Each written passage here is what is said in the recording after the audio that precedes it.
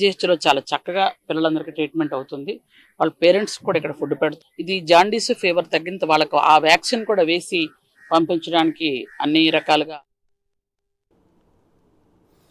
Devineni అవినాష్పై MP Kesineni Sivanath విరుచుకుపడ్డారు. ఒక Araku rowdy మధ్య విజయవాడలో ఉండి మెరుగుపడుతున్నారని, వాడికి విజయవాడలో ప్రతి వీధిలో ఒక ఇల్లు ఉందని, ఇది రక్తపు సంపాదన అంటూ ఆరోపించారు. ఇప్పటికే తిరువూరు నాయకులు వార్నింగ్ ఇచ్చినా ఆ రౌడీకి బుద్ధి రాలేదంటూ దేవినేని అవినాష్ను టార్గెట్ చేశారు ఎంపీ.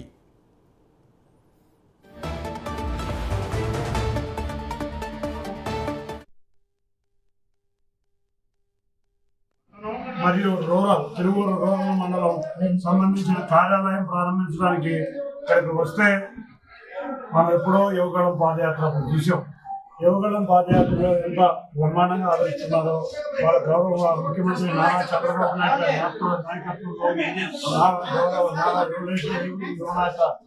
లోకేష్ గారి నాయకత్వంలో ఇవాళ రాష్ట్రం అంతా పండగ వాతావరణం నెలకొంది. సూపర్ హిట్ అయింది.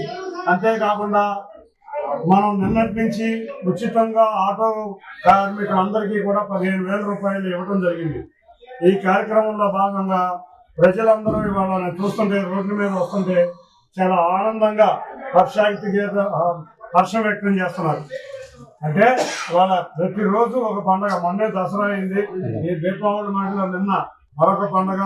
అంతకుముందు మనం చూస్తే ఉచిత బస్సు చూస్తే ఇవాళ ప్రతి తల్లి అకౌంట్లో ఉచితంగా విద్యకి 15,000 రూపాయలు వేయటం, ఇవన్నీ కూడా మా శ్రేణుల యొక్క ఉత్సాహాన్ని మరింత పెంచి ఇంత భారీ ర్యాలీ ఏర్పాటు చేసినారు. అందరూ కూడా చంద్రబాబు నాయుడు గారి యొక్క విజయాన్ని గుర్తిస్తాయి వాళ్ళ భారీ ర్యాలీ.